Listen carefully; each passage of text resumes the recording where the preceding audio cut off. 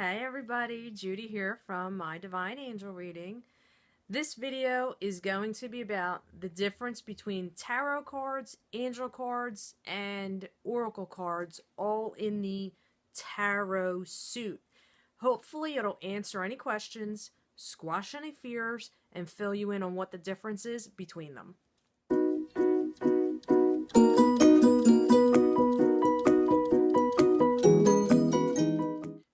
Alright, so the general difference, they each have a different, I want to say, vibration or weight to them. Tarot cards are old school, traditional. They have a very set structure. It's a 78 card deck with specific meanings and structure guidelines that you would follow, along with allowing your intuition to come in. Angel cards have a lighter angelic vibration to them. They're a little bit more uplifting and positive, and they don't have such scary images on them, but they're pretty much the same. The only difference is, like I said, the angel cards, they don't look scary. The words are a little bit different. They're more uplifting, upbeat, positive vibe to them. And then I also have in front of me here that I'm going to go over and show you the tarot oracle cards. They have less cards in the deck. They took out the page, the knight, the king and the queen, and replaced it with the chakra, the 7 chakras of the body. The oracle cards do not have a set standard formula to follow. It's pretty much whatever comes in, whatever goes out. When I mean like intuition, the messages that would come in, it's not so structured and set. It's pretty open for your intuition. It's not like, let me follow this formula and these steps. So I'm going to go through. I have 1, 2, 3, 4 decks here in front of me. And I'm going to go through and show you the different cards, what they look like, so you can get an idea. Alright, so for the traditional tarot deck here, what I am using, I'm going to show you the gilded. Okay, there you go. So this is the specific deck that I'm going to show you. And on the back of the card, this is what it looks like. Okay, so this one here is Death. Out of 78 cards in the deck, there's 3 majors that are, I don't want to say not so hot, but they are the scary cards, but there's really nothing to be scared of with them. So this one here, I'm going to show you 3. Let me see if I can hold them up. You know what? I'm probably just going to take a photo and put the 3 side by side, and I'm going to show you all different ones together. So, okay, now I can't see. What we have in front of us here is the gilded deck. Okay, you see Death, Devil, and the Tower. Now I'm going to explain to you real quick what these cards mean. They probably don't mean what you think they mean. They just look scary, and then you think either you're going to die or some kind of demonic devil thing is going to come in, and then there's total destruction. So in this particular deck right here, the Death card, it can mean death in a certain situation depending on the other cards around it. But as a standalone cards, which is what I'm going to go through here, death means death to a certain situation. When there's death to a certain situation, new beginnings come out of it, okay? So, like I said, it doesn't mean you're going to die. It means death to something, death to a situation, or it could be a career, okay? Death to that career, a career transition. But because it's old school, it has a little bit of a harsher word to it. Then we have the Devil, which really is nothing more than temptation. It is, and if you look at it here, the person has like this, they're blindfolded. It's showing that they are not seeing the truth in the situation and what's really going on, and they are being tempted or led astray, either by themselves or someone else.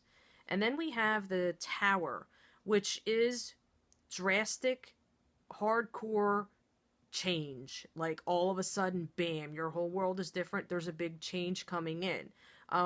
But the bright side of that is, again, it's like a massive smack in the face awakening. So those are the three major cards. Now I want to go through and show you what they look like side by side in different decks.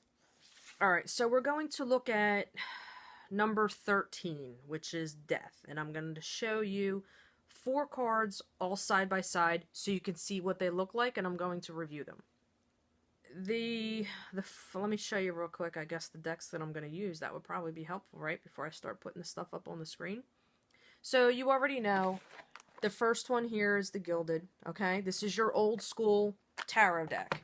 Then I have here one of Doreen Virtue's and Radleigh Valentine's Angel tarot decks. It's the same thing. They both have 78 cards. They all have the old school 78 same cards with them, but they have a lighter vibration to them. And then the other ones I'm going to show you right here, they're a psychic tarot. They're more like, they're oracle cards.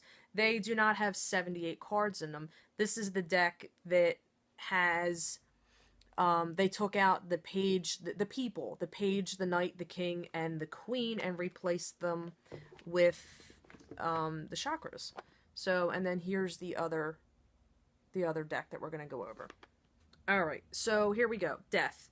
You're looking at 4 different cards from 4 different decks. The first one with that actually says Death on it, that's your original old school tarot. Okay, now when we go into where it says Release, that is your Angel tarot deck. You see here, there's how the terminology you want to look at it. Death is you have to release something, letting go of the old to make room for the new. And you see here there's an angel on there, and there's gold. The image is not so scary. And on the bottom, this particular deck here is pretty much for beginners or people who want to read their own cards. It says the end of a phase or situation, spiritual transformation, time to move on. So then we go to the John Holland Psychic Oracle Tarot deck. It's showing here transformation. It's not so scary. All right, it's showing a woman. It looks like her eyes are open. She's got wings coming out of her. She's blossomed. She's now awake, a rebirth. It looks like she did have a mask covering her face. The mask is off. It's seeing things for what they really are, releasing things that no longer serve you. And then when we move on to look at where it actually says release, that is the Psychic Oracle, another John Holland deck, where Death, again, if you look at it, it's a man who that coat is on him, and it's like weighing him down and hiding him, cutting him off from the rest of the world, and he's now dropping that coat and releasing the old, which does nothing but hurt or weigh them down, in order to release and allow the true beginning new self to come out. Now, we're going to move on to the Devil, okay?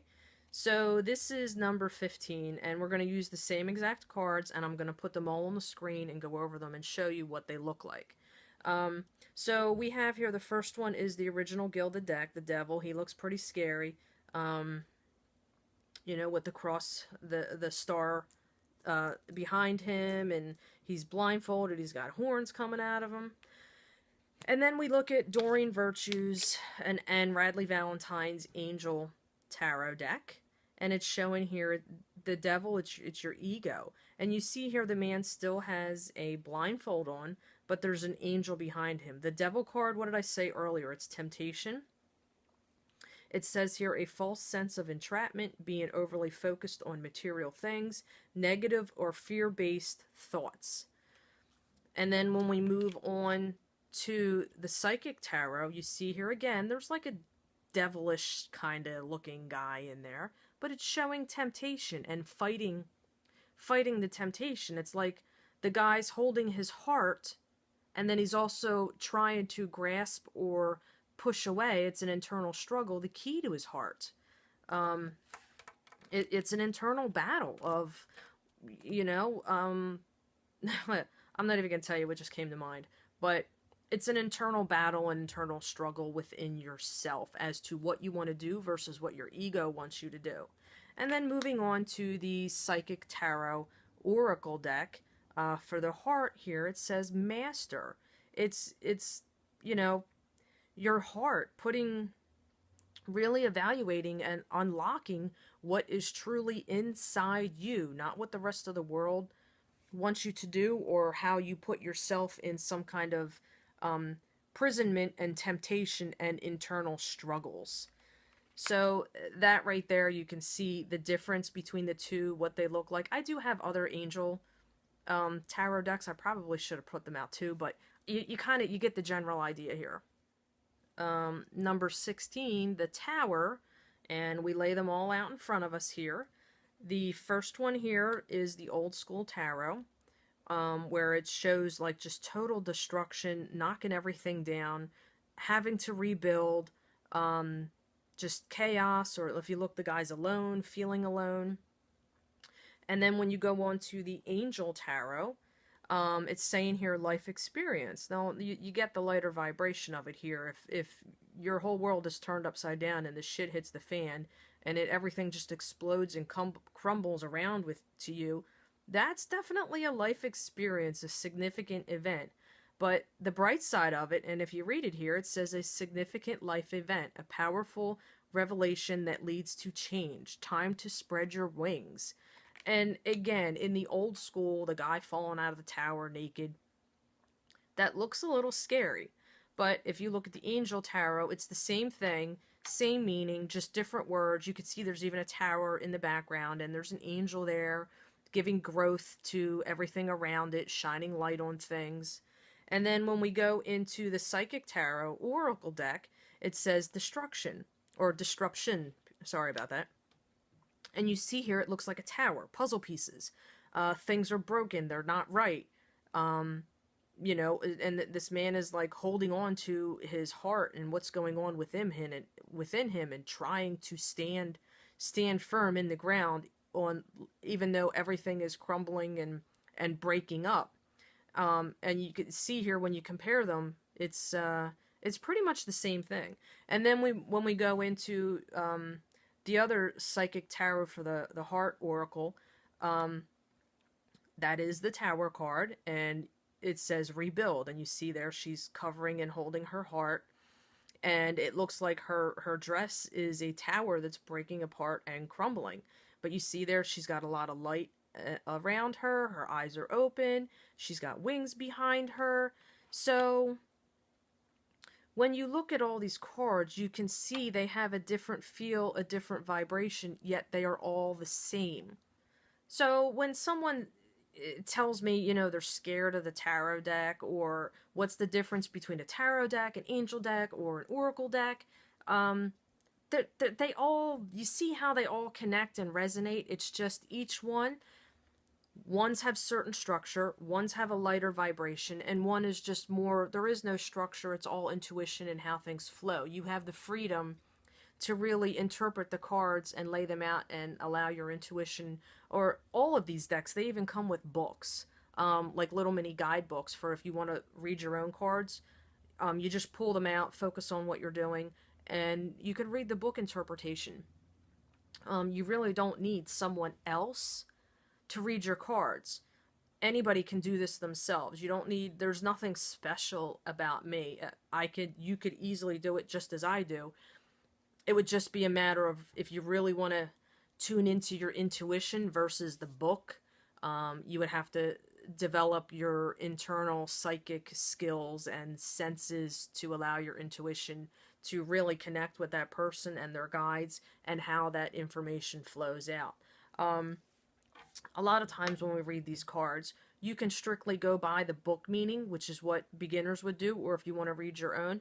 But when you have someone professionally read your own cards, they tap into your energy with your permission, and all kinds of information just comes out and flows and is delivered. It's not just a book meaning. And again, whoever you have reading your cards, if they look at this card right here or you're looking at it and you feel scary, and they're actually making you feel scared by what the card reader is saying to you, and then they're wanting you to give money to take away whatever negative things are stuck to you, or whatever's going on in your life. You're dealing with a con artist there, and that's not somebody you want to work with. It's just like everything else in the world. There's good people and there's bad people. There's sneaky people. There's trustworthy people. So if you want to have your cards read, make sure you do your homework a little bit, get some opinions, read some reviews, ask your friends. Um, do see, make sure you want to make sure you're comfortable with whoever would be reading your cards. I'm going to post a link below to how to know if you're dealing with a scam artist, what you should expect when you schedule a reading with someone, just so you have some insight and understanding and enlightenment as to what to look forward to, what to look out for, what to just run from. But I really hope this would have squashed some of your fears, answered some of your questions, and showed you the difference between these cards, and how they look, how they feel, the vibrations that come with them. But whoever does read your cards, the purpose of the card reading is to walk away with a enlightened sense of, this is what I can expect, this is what's going on, this is why it's going on, and most importantly, what you can do, not what the reader can do for you, but what you can do for yourself to help yourself and the situation and those around you. You should always, always, and I repeat, always walk away with insight and tools on how to help yourself, heal yourself, those around you, or whatever's going on. You should never, ever, ever, ever walk away from a card reading feeling scared, threatened, or like you have to give somebody more money in order to fix what's going on in your life. That is just a massive no-no. Okay, so with that being said, I think I pretty much covered the things I wanted to cover. The difference between the two. I wanted to show you the different cards so you can get the feel and the vibe for them. Maybe, release any fears or taboo that you might have. But yeah, that's pretty much it. Oh, the other thing people ask me when I do readings, who do you connect with? When you're dealing with a professional, and when I say a professional, I mean someone who's sharing their gift with other people to help people, not get more money out of them, okay? I connect with your energy. When you purchase a reading from me or sit down in front of me, you are giving me your permission to tap into either your subconscious energy, which will come out. It's kind of like you're thinking you want this, but you're saying something else. It's like you're lying to yourself is one thing. And what you really, really want, or the things that you're not, you kind of see, it's more like a validation. So I'm either tapping into your energy or your angels. That's really all I'm doing, all I'm connecting. It's a connection between two people and their energy, and I deliver the messages. I'm not calling in Satan or some demonic something else, or we're not dealing with a Ouija board here. That's a whole different other thing that nobody should really mess with those things. They open the doors to anything and everything to come in, and you don't know what you're playing with. And then there's all kinds of different protective things that you should do, because they're, like I said, in the real world, the physical world, like our flesh here, there is good people and there is bad people. And it's the same thing on the spiritual world. There's good and there's bad. So not only in reality do you need to be aware of who you're dealing with, what their motives are, and yourself, and how to protect yourself. And when I say protect yourself, I'll relate it to real life, where you need, in certain situations, you need to stand your ground. This is where I draw the line, and nobody is going to cross that. I'm not going to go here. I'm not going to go there. I'm not going to allow that person to mess me up or do whatever. And it's the same thing in the spiritual world. When I do card readings, you do have people who will sit down in front of you who can be pretty messed up inside, whether they're extremely devastated or hurt or lost. And I have to put up a protective, because as a reader, if I'm connecting with your energy, I would pick up on that pain and that hurt and that chaos, if that's where that particular person is, and it would wind up sticking to me and absorbing to me and messing me up. So as a reader, you learn how to, it's like if you can imagine putting up like a mesh filter and only allowing the pertinent information to come through, that I can then translate it and revert it and deliver it back in a positive way with tools on how to help that person, rather than just opening the floodgates and just allowing everything to come in. That's not, how things work here in the spiritual world when you're reading people's cards. So if that was helpful to you, it answered your questions, awesome, wonderful. Please let me know by giving me a thumbs up on the video. Comment below.